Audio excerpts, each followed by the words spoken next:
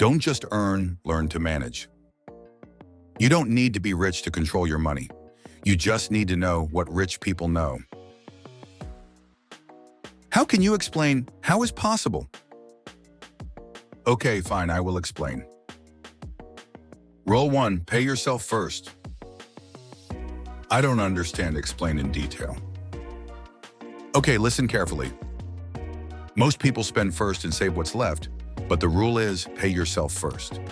Rule 2, know where your money goes. Can you explain it in detail? Have you ever reached the end of the month and thought, where did all my money go? What is next? Next, rule 3, make your money work for you. Means saving is great, but saving alone won't make you rich. Your money must work while you sleep. Understand. Thank you for your lesson.